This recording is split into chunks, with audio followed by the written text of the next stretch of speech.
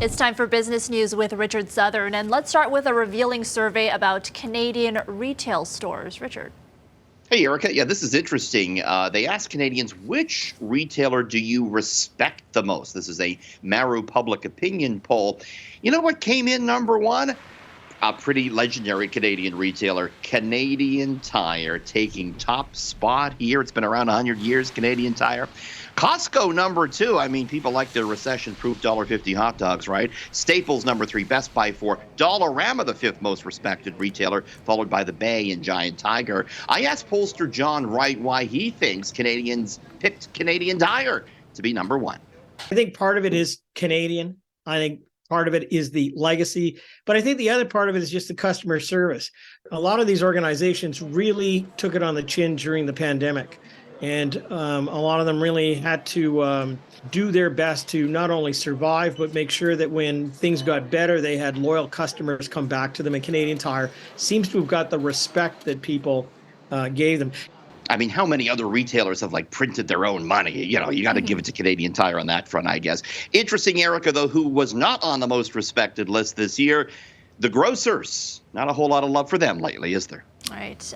We saw a U.S. bank go under earlier this week, and that's having a ripple effect on the market, especially when it comes to oil and gas.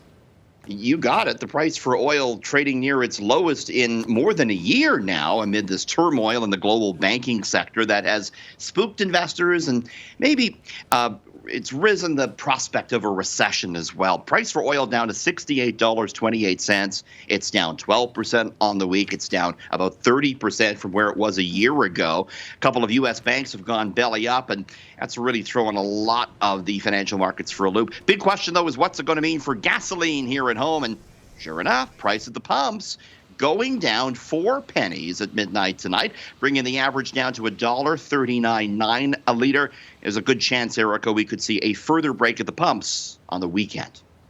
All right, and finally, pot shops have been popping up on every corner, everywhere, over the past few years, but many of them are struggling to gain a foothold. I know you fall over twice. You're at another cannabis store.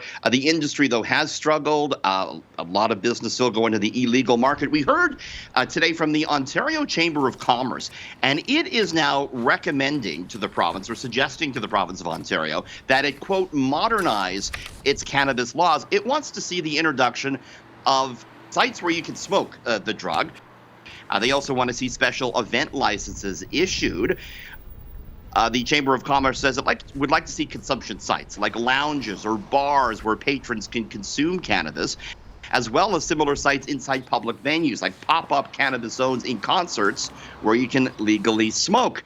You know, it's been a tough ride during the recession for a lot of retailers, including the cannabis ones, and they're urging the government to maybe tweak the rules on that, Eric.